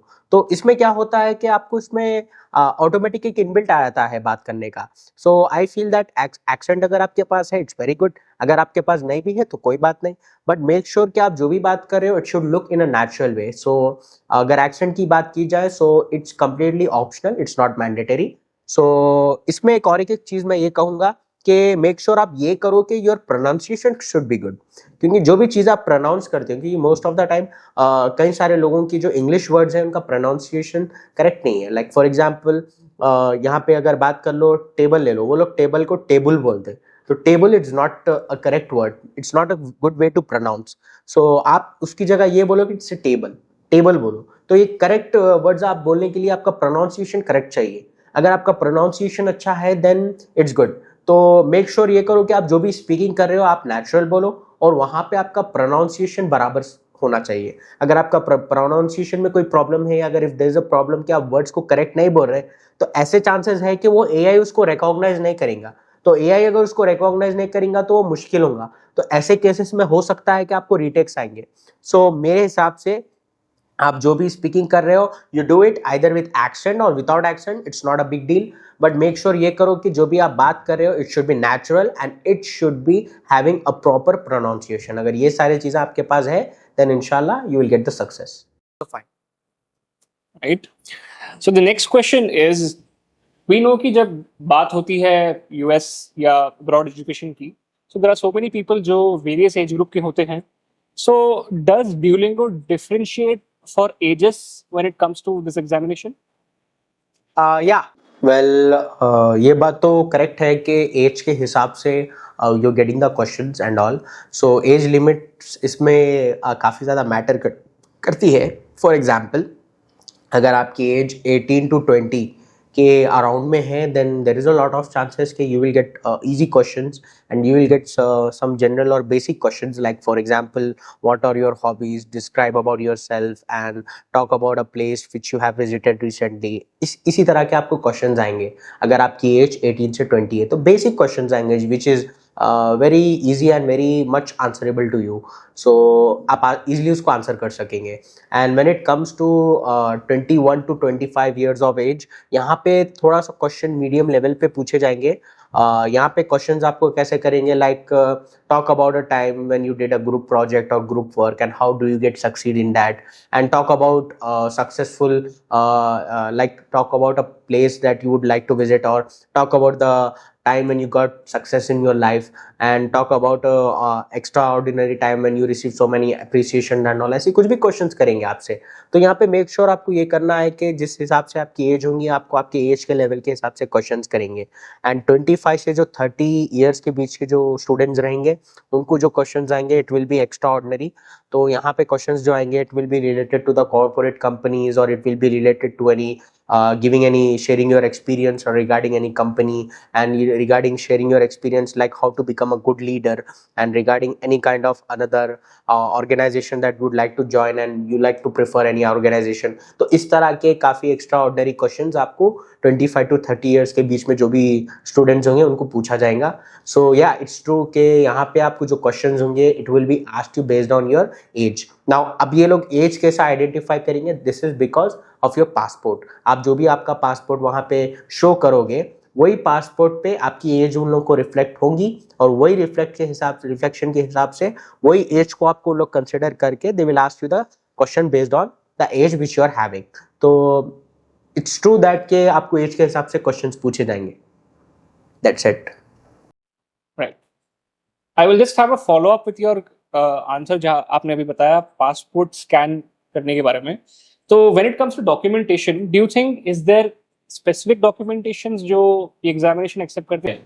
Well, when it comes to carrying a document, I would like to say that for Duolingo English test, you just required only one major document, and that is your original passport. आप make sure करिए कि आपका original passport है, और उन सबसे पहले ये भी make sure करिए कि जो passport आप carry कर रहे हो वो जो है एक्सपायर नहीं होना चाहिए, और वो एक्सपायर लाइक 2 दिन या 3 दिन के बाद एक्सपायर होने वाला है तो वो भी नहीं चलेगा. You should make sure that your passport is not expired and it is already renewed, and it is in a good way, or it should not be damaged. That's what I can say. Thank you. Right. आपने 13 इन retakes का जब बताया था तो in that you also mentioned some of the retakes जो students को ban भी करते हैं, right? So the question here is कि अगर कोई स्टूडेंट बैन हो भी जाता है, can the ban be lifted from the student? Well, I would say when it comes to getting banned, so in my career, in my 4 years of experience in my career, मैंने ऐसा कोई भी student को नहीं देखा कि जो student ban हो गया and his ban has got lifted. So I feel that कि ऐसा तो पॉसिबल नहीं है, because once if a student is getting banned, so that decision is final from the Duolingo English test, because they clearly states in the terms and conditions that once a student is getting banned, then they are not be eligible to get the refund, or they are not being eligible to get a credit or a chance or any other opportunity to conduct their exam once again. So in that case मैं यही कहूँगा कि वो लोग को कोई chance मिलने वाला नहीं है. वंस अगर he or she got banned, so it's a final decision from the Duolingo English test. So वो लोग आपको कोई भी चांस नहीं देंगे, and that means that you have to accept this कि आप बैन हो गए. There is no other any option for you to write the exam once again, because once you are banned then it's completely lifetime ban. So there is no other option for it. एक और question जो we are getting from people is, जब बात होती है speaking section की specifically, तो वहां पे जब student let's say factually answer को गलत कर देते हैं, right, does it impact to the score directly, या इसका इम्पैक्ट किस तरीके से देखा जाएगा? अगर बात की जाए इरेलेवेंट आंसर्स की, तो आई थिंक दैट कि अगर आप इरेलेवेंट आंसर कर रहे हो तो मेक श्योर ये करो कि आपका आंसर पहले तो इरेलेवेंट होना नहीं चाहिए, क्योंकि अगर इरेलेवेंट आंसर कर रहे हो तो इसका सीधा असर आपके ऊपर हो सकता है. लाइक फॉर एग्जांपल आपको रीटेक आ सकता है. रीटेक में वो लोग मेंशन कर सकते हैं कि your speaking response was not related to the question we asked, और एल्स आपके जो है मार्क्स वो लोग कट कर सकते हैं. लाइक 15 to 20% आपके जो मार्क्स आने वाले रहेंगे वो उसमें से कट करेंगे वो लोग. तो कुछ भी अगर आप इरेलेवेंट बोले या गलत फैक्ट्स के ऊपर बात करें which is not suitable in that question, so in cases में होता ये है कि या तो आपको रीटेक आएगा, और अगर इफ़ पॉसिबल अगर आपको स्कोर आ गया तो होगा ये कि आपको थोड़ा सा स्कोर कम आएगा. So there will be the reduction of 15 to 20% cut off in your marks, overall marks. So I feel that saying an irrelevant answer it's not good. कोशिश ये करिए कि आप जो भी आंसर बोल रहे हो उस क्वेश्चन को अच्छे से सुनो, मल्टीपल टाइम्स सुनो, और कोशिश ये करो कि उसका first word, specially in audio, अक्सर स्टूडेंट्स ऑडियो में गड़बड़ करते हैं और ऑडियो में ही इरेलेवेंट होते हैं. तो मेक श्योर करो कि जो ऑडियो का क्वेश्चन आएगा आपको उसके फर्स्ट वर्ड्स और लास्ट वर्ड्स को अच्छे से सुनो, सो दैट कि आपको कुछ ना तो कुछ क्लैरिफिकेशन मिल जाएंगी. Based on that you answer it. At least instead of being irrelevant you will be related to the topic. So from this you can avoid this obstacle getting into it. Thank you. क्योंकि ये examination home based है, and जैसे कि बात होगी examination जो centre पे attempt होते हैं, तो स्टूडेंट्स का काम सिर्फ एग्जामिनेशन पर जाकर अटेम्प्ट करना होता है, राइट. जैसे ऑर्गेनाइजेशंस उनके सिस्टम्स को वहाँ रखते हैं, तो there is nothing to worry about that. लेकिन जब बात ड्यूलिंगो की होगी तो यहाँ पर स्टूडेंट अपने लैपटॉप से, अपने डेस्कटॉप से एग्जामिनेशन को सबमिट करते हैं, right. How do you think कि सिस्टम का नेचर, यानी जो कंप्यूटर का नेचर होगा, क्या वो एग्जामिनेशन पे इन्फ्लुएंस कर सकता है? Okay, so in that case, I would like to say that when it comes to carrying the laptops and all, so मेरे हिसाब से the laptops should be in a good way. It should have a good quality in it. कोशिश ये करिए आपके latest model के, latest generation के laptops को आप यूज़ करिए. एंड बेसिक थिंग जो लैपटॉप्स में हमें ज़रूरी है, जो चाहिए, वो है कि आपका कैमरा और माइक्रोफोन कंपलसरी वर्क करना चाहिए. For example, for an instance, अगर आप मान के चलें कि अगर किसी के पास पुराना लैपटॉप है, इफ़ ही और she is carrying an old laptop, तो मेक श्योर ये करिए कि वो ओल्ड लैपटॉप में उसकी स्क्रीन क्लियरली विजिबल हो, और उसका कैमरा और microphone that should be clearly visible, and camera should be visible, and mic, it should be also good, and there should not be any problem in those things. So ये exam के लिए सबसे ज़्यादा important होता है, like camera, microphone और इसकी screen. ये तीन चीज़ अगर आपके कोई भी लैपटॉप में है, then you are eligible to conduct your exam, and there is no any kind of issue for it. जब रिजल्ट की बात होगी, तो जब एक स्टूडेंट एग्जाम लिखते हैं और उनका रिजल्ट आता है, and let's say they would want to write it again, तो क्या ड्यूलिंगो एग्जामिनेशन कुछ टाइमलाइन में फर्क करती है जब स्टूडेंट फिर से एग्जामिनेशन को अटेम्प्ट करना चाहे बाद में? Okay, so when it comes to getting a score, like for example, if a student got the score and if he got less score, like for example, अगर कोई स्टूडेंट को स्कोर आया 100, but university requirement के हिसाब से they should get 100+. So in that case student क्या करेंगे कि दोबारा से एग्जाम लिखने के लिए अप्रोच करेंगे. सो इन केसेस में एक मंथ में a particular student can purchase 2 exams. Like एक बार आप एग्जाम लिख लिए, आपको स्कोर आ गया, तो आप दोबारा से फिर एग्जाम आपका परचेज करके आप लिख सकते. सेकेंड टाइम जब आपको स्कोर आ जाएगा, that will be your last, क्योंकि एक महीने में in a month you can only buy the exam twice, only twice, बस 2 बार आप यूज कर सकते हैं आप. फॉर एग्जाम्पल, आपका ये मंथ है, ये मंथ में you can use it 2 times. So you can buy the test 2 times. So you will get 2 credits. So for each credit you will get 21 days of time. So this is what the requirement is there for Duolingo English test when you are conducting your exam. So this is a limit that you can consider your exam in a 2 credit in a month. तो जैसा कि अभी आपने mention किया credit का और examination का connection, let's consider a situation जहां पर स्टूडेंट फर्स्ट टाइम अटेम्प्ट करते हैं एंड लेट्स से ही और शी गेट्स 110, राइट? और बाद में जब स्टूडेंट फिर एग्जाम को अटेम्प्ट करते हैं तो द स्टूडेंट गेट्स अराउंड 105। तो जब स्कोर नेक्स्ट जब स्टूडेंट लेटेस्ट एग्जाम अटेम्प्ट करेंगे और उनको लेट्स से अगर स्कोर कम आता है, तो ये केस में ड्यूरिंग एग्जामिनेशन क्या लेटेस्ट स्कोर को लेते हैं या हाईएस्ट स्कोर को लेते हैं? Well, it's a good question. So, for example, if a student is getting 110, now later if he wants to get a good score above 110, so again if he or she is writing the exam and unexpectedly if he or she is getting 105, so it's a big reason to worry. So in that case, I feel that both the scores are valid because 105 is also eligible and 110 is also eligible. So it's your own choice कि आपको कौन सा चाहिए. अगर आप 105 भी लेना चाह रहे हैं ले सकते, 110 भी अगर आप लेना चाह रहे हैं तो ले सकते. और मैं तो ये मेरे तरफ से पर्सनल सजेस्ट करूँगा कि जो हाईएस्ट है वो ज़्यादा लियो आप, उसकी ज़्यादा वैल्यू रहती.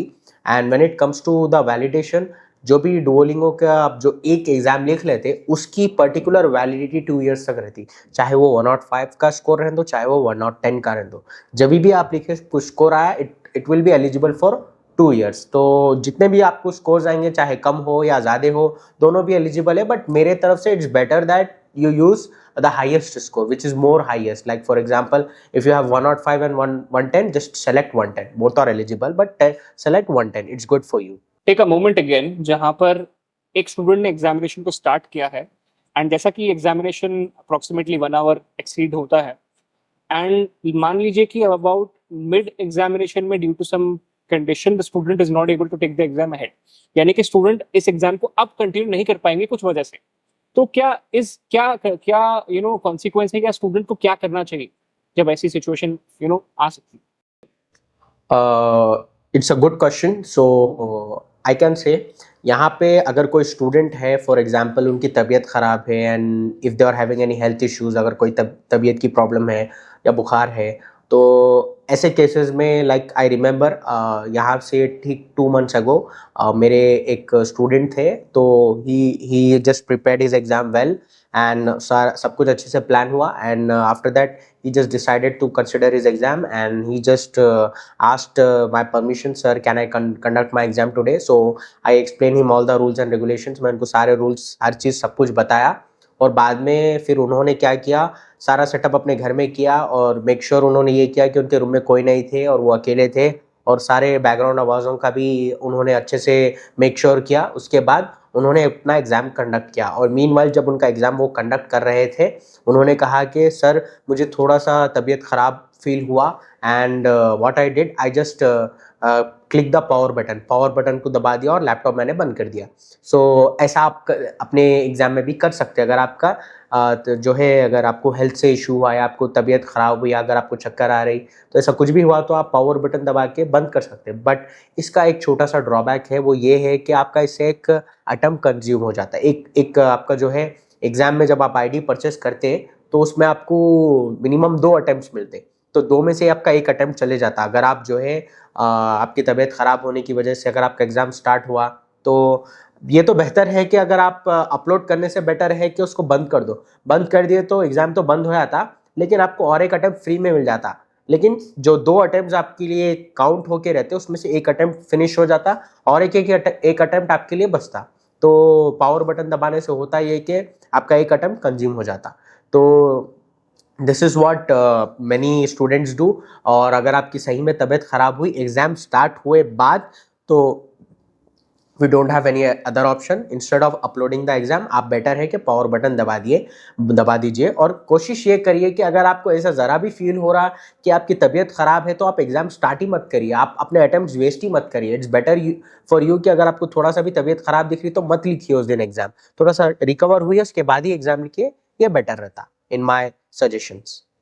लेट्स अज्यूम कि अगर पावर कट जैसी सिचुएशंस आ जाए तो what will does it cancel the exam या एग्जामिनेशन रुइन होगा, क्या होगा आज के इसमें? It's a good question. तो काफ़ी ज़्यादा स्टूडेंट्स हैं जिनको ये प्रॉब्लम्स आई और काफ़ी ज़्यादा स्टूडेंट्स ने ये प्रॉब्लम फेस किया। एक्चुअली यहाँ पे होता ये है कि कभी एग्ज़ाम कंडक्ट करते-करते स्टूडेंट्स को ये प्रॉब्लम आती है कि अचानक एग्ज़ाम उनका वो लोग जब अपना एग्ज़ाम लिख रहे होते हैं, तो उस टाइम अचानक पावर कट हो जाता है। तो पावर कट होने से होता ये है कि लैपटॉप तो ऑन होता है, ऑफ कोर्स हॉटस्पॉट भी है, तो एग्ज़ाम तो आपका कंटिन्यू चलते रहता है, बट जो आपके आस-पास का जो सराउंडिंग्स है, वहाँ से लाइट्स ऑफ हो जाते हैं। क्योंकि ज़ाहिर-सी बात है, अगर पावर कट्स होंगे तो लाइट्स भी जाएँगी आपकी। अगर लाइट्स जाएँगे आपके तो आपका फेस क्लियरली विज़िबल नहीं होगा, एंड अगर आपका फेस क्लियरली विज़िबल नहीं है तो ऑफ कोर्स आपको स्कोर नहीं आएगा। और अगर आपको स्कोर नहीं आया तो वहाँ पे चांसेस है कि या तो आपको कोई रीटेक या तो आपको कोई बैन का ऑप्शन आ जाएगा। तो इट्स बेटर कि अगर आपको बैन से या रीटेक से बचना है तो आपका इमीडिएटली पावर कट हुआ तो जस्ट पावर ऑफ का बटन दबा दीजिए और अपना लैपटॉप बंद कर दीजिए। तो ये सबसे आपका बेस्ट आउटकम है। लेकिन इसका एक ड्रॉबैक क्या है कि इससे आपका एक अटेम्प्ट कंज्यूम हो जाएगा। तो एक अटेम्प्ट कंज्यूम होना मेरे हिसाब से ज़्यादा बेटर है बैन होने से बेटर, और रीटेक से बेटर एक अटेम्प्ट को कंज्यूम करना ये ज़्यादा बेहतर है। तो it's better that you should do some power off. अगर आपका कोई भी आसपास में लाइट चले गई या पावर कट हो गया तो आप अपने लैपटॉप को बंद कर दीजिए। इससे आपका जो है नेक्स्ट आने वाले स्कोर में कुछ भी इफेक्ट नहीं होगा या आपको एग्जाम के हद तक कोई प्रॉब्लम नहीं होगी, बट एक अटेम्प्ट आपका बस कंज्यूम होगा। वेल मेरे सवाल तो आपके लिए एग्जॉस्ट हो चुके हैं, बट आई एम श्योर कि स्टूडेंट्स और ऑडियंस के पास ऐसे बहुत सवाल होंगे जो आप पूछना चाहेंगे। फॉर दिस आप कमेंट्स करिए आपके सवाल जो आप यूसुफ सर को करना चाहेंगे with respect to during examination, या आप हमें रीच आउट कर सकते हैं support@lyceumacademy.com पर, जहां पर we will be updating back to you with the most recent questions. बढ़ते हैं टुवर्ड्स द नेक्स्ट हाफ, जो कि आपके ओपिनियन साइड की तरफ बढ़ता है, जो आप बताना चाहेंगे, एंड दैट विल बी कि आप स्टूडेंट्स को टिप क्या देंगे। बिकॉज आप जैसे you have 300 plus success stories, that means 300 unique cases को आपने हैंडल किया है और उनको गाइड किया है उनके सक्सेस पॉइंट तक लेके जाने के लिए। आपका आज के जनरेशन स्टूडेंट्स के माइंडसेट को लेकर क्या टिप्स आप देना चाहेंगे? वेल इन दैट केस मैं स्टूडेंट्स को ये टिप देना चाहूँगा कि firstly see there should be a proper research analysis plan and execution. It's really important. यहाँ पे आप ये मेक श्योर करिए कि पहले जो भी आप अपना काम कर रहे हैं तो यहाँ पे आपके पास पहले प्रॉपर प्रिपरेशन होना चाहिए। Like for example Duolingo English test ये आप जब भी लिख सकते हैं जब आपके पास टाइपिंग स्किल्स है, जब आपके पास जो है स्पीकिंग स्किल्स है। लाइक फॉर एग्जांपल अगर आपको एग्जाम लिखना है तो पहले आप टाइपिंग पे फोकस करिए। टाइपिंग जब आपको अच्छे से आ जाएगी तो उसको क्या है प्रैक्टिस टेस्ट में अपना स्कोर देखिए। आपका जो स्कोर है उसका जो एस्टिमेटेड रेंज है it should be like 110 to 140 के बीच में आना चाहिए। It's a good score. जब तक वो स्कोर नहीं आया जब तक आप मल्टीपल टाइम प्रैक्टिस टेस्ट करते रहिए। And second thing is that speaking के लिए आप कंटिन्यूसली मॉक देते जाइए, कोचिंग क्लासेस ज्वाइन करिए।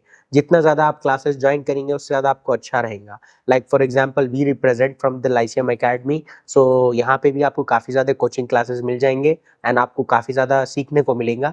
तो हमारे पास what we are focusing on के स्टूडेंट को स्पीकिंग में एलैबोरेशन, फ्लुएंसी और एक्सप्रेशन तीनों में लेके चलना है। And when it comes to the writing part में हमें ये फोकस करना है कि स्टूडेंट की गेस करने के स्किल्स अच्छे हो और उसके टाइपिंग स्किल्स अच्छे हो। तो यहाँ से क्या हो जाता कि राइटिंग पार्ट्स के लिए भी एक अलग वे ऑफ स्ट्रैटेजीज बन जाते हैं एंड स्पीकिंग के लिए भी वे ऑफ स्ट्रैटेजीज अलग बन जाते हैं। तो हम स्टूडेंट्स को पार्ट्स में डिवाइड करके पढ़ाते। लाइक फॉर एग्जाम्पल सबसे पहला part first will focus on the writing parts, then next will focus on the speaking part. तो मैं स्टूडेंट्स को ये टिप दूंगा कि आप पहले क्या करो राइटिंग पार्ट्स पे ज़्यादा फोकस करो, क्योंकि वो ज़्यादा वर्क है ना, उसमें वर्कलोड सबसे ज़्यादा आपको राइटिंग पार्ट का है। पहले राइटिंग पार्ट्स को अपने बेटर करो, फिर जब आप उसमें परफेक्ट हो गए तो उसके बाद आप स्पीकिंग पार्ट पे आओ। स्पीकिंग पार्ट में भी जब आप परफेक्ट हो जाओगे then you go for the final exam. And इसके लिए मेरे पास एक सबसे बेस्ट टिप है। टिप ये है कि आप जो है मल्टीपल टाइम प्रैक्टिस टेस्ट करिए, फुल प्रैक्टिस टेस्ट। तो इसमें आपको टेस्ट का पूरा ओवरव्यू मालूम होगा कि टेस्ट होता कैसा है, उसके एग्जाम्स के क्वेश्चंस कैसे होंगे और वो आएंगे कैसे और कैसे ट्रिकी क्वेश्चंस आपको पूछे जाएंगे। सब कुछ आपको प्रैक्टिस टेस्ट में एक अच्छा सा व्यू मिल जाता है। And you don't need to pay any kind of amount for this. आप डायरेक्टली डुओलिंगो की वेबसाइट पे जाइए, आपको वहाँ पे पूरा कंप्लीटली इंस्ट्रक्शन मिल जाता। उस पर आप अपनी आईडी लॉग इन करिए और आपको फ्री में प्रैक्टिस टेस्ट मिल जाएगा। तो ये सारी चीज़ें होने के बाद आप क्या करिए, घर में अलग से बैठ के आप करिए टाइपिंग की प्रैक्टिस, और स्पीकिंग को अपने जो है बटर अप करिए। तो इसके लिए आप क्या करो, किसी से कन्वर्सेशन करो, अपने घर में बात करो किसी से, या आप क्लास में आए तो अपने फ्रेंड से इंग्लिश में इंटरेक्ट करो, कोई स्पेसिफिक टॉपिक पे आप डिस्कस करो। तो काफ़ी सारे ये सारी चीज़ों को अगर आप अच्छे से फॉलो करेंगे तो आपकी स्पीकिंग स्किल्स भी डेवलप होंगे और राइटिंग पार्ट्स में भी आपके स्किल्स डेवलप होंगे, और इसी तरह से आप जो है एग्जाम में सक्सेसफुली अपना डिजायर्ड स्कोर ला पाएंगे। 2, 1, action. Right. Now that you're sitting on the hot seat, that means आपके पास ज़्यादा opportunity है to convey to a larger base of crowd. Students जो आपकी वीडियो देख रहे हैं and the most viewers of the audience, हम सबकी बैकबोन ये है that is our parents. आपका नोट पेरेंट्स के लिए क्या होगा? क्योंकि पेरेंट्स अक्सर ये समझते हैं कि रीटेक आ गया है उनके चाइल्ड को, या कुछ वजह से उनके स्कोर नहीं आ रहे, तो they will not assume it and they will always be afraid in this. आप पेरेंट्स को क्या नोट देना? 2, 1, action. वेल मैं एक अपनी तरफ से पर्सनल फीडबैक देना चाहूँगा पेरेंट्स के लिए। सी आई नो कि पेरेंट्स जो है अपने बच्चों के लिए काफ़ी ज़्यादा केयर करते हैं, अपने बच्चों के अच्छे फ्यूचर के लिए देखते हैं। तो मैं ये सजेस्ट करूँगा पेरेंट्स के लिए, ये बिल्कुल पेरेंट्स के लिए है ये बात, क्योंकि मैंने काफ़ी ज़्यादा अपने स्टूडेंट्स को देखा है जो कि मेंटली डिस्टर्ब रहते हैं। तो ये लोग मेंटली डिस्टर्ब रहते हैं और इनसे जब रीज़न इसका पूछा जाएगा तो ये लोग बोलते हैं सर हमारे जो पेरेंट्स हैं वो लोग हमें फोर्स कर रहे हैं कि जल्द से जल्द आप एग्ज़ाम लिख लो, 5 दिन के अंदर एग्ज़ाम लिख लो, 10 दिन के अंदर एग्ज़ाम लिख लो, 15 दिन के अंदर एग्ज़ाम लिख लो। हालांकि स्टूडेंट का परफॉर्मेंस वैसा होता नहीं है। तो यहाँ पे मैं पेरेंट्स को ये सजेस्ट करूँगा कि अपने चाइल्ड को थोड़ा सा टाइम दो, make him realize that whatever the mistakes you are doing, उनको कुछ करने के लिए उनको एबिलिटी होना, तो उसके लिए उनको सीखना पड़ेगा। तो आप सीखने के लिए उनको टाइम दीजिए सो दैट कि स्टूडेंट्स अपने आप को शेप कर सके। और स्पेशली पेरेंट्स के लिए मैं ये सजेस्ट करूंगा कि बच्चों पे प्रेशर मत डालिए, don't put stress on your children, क्योंकि उनके ऊपर अगर आप जितना ज़्यादा स्ट्रेस डालेंगे वो लोग उतना ज़्यादा जो है स्ट्रेस में आके अच्छे से नहीं पढ़ेंगे, और which is resulting in there are like retake आना या फिर बैन होना, ऐसे काफ़ी सारे प्रॉब्लम्स आएंगे।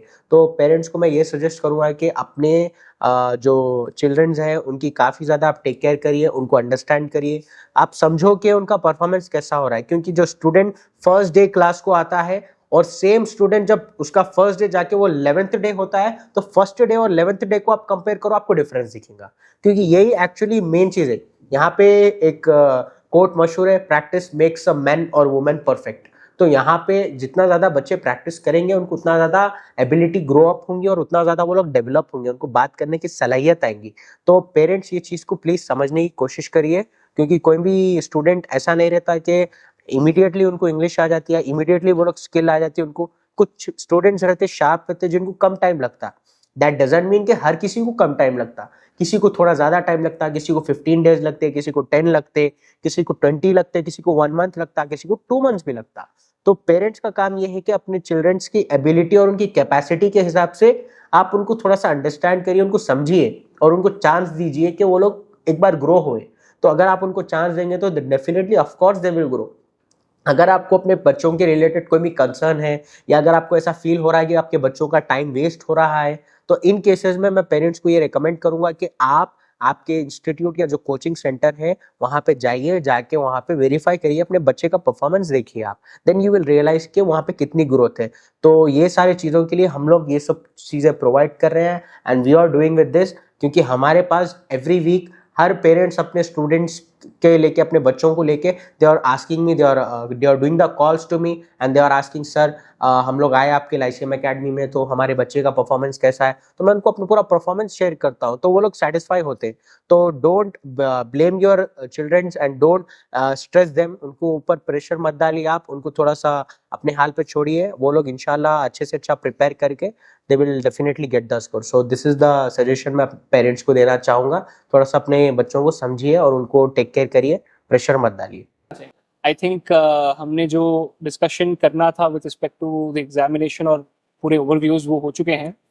And thank you for joining us mister Yusuf, आपने बिल्कुल बहुत सारे वैल्यूबल चीज़ें ऐड की हैं।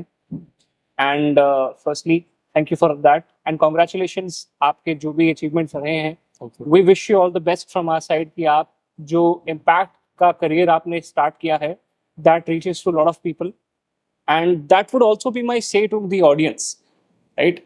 हमने इस पॉडकास्ट सीरीज को स्टार्ट किया था with that one vision, is to reach to that person, to that parent, to that child जो इस इंफॉर्मेशन को करंटली डिजर्व करता है, right? Because in this very short period of life we don't want to make mistakes. हम चाहते हैं कि आप सही जगह से अपना करियर स्टार्ट करें, आप सही लोगों के साथ अपना नेटवर्क शेयर करें ताकि आपके सक्सेसफुल बनने के चांसेस ज्यादा हो. With this we will wind up this episode of academy पे चर्चा. हम आपके कमेंट्स का, आपके फीडबैक का बेसब्री से इंतजार कर रहे हैं. आप बताइए कि आप नेक्स्ट पॉडकास्ट किस चीज पर देखना चाहेंगे, and we will update you back with the same.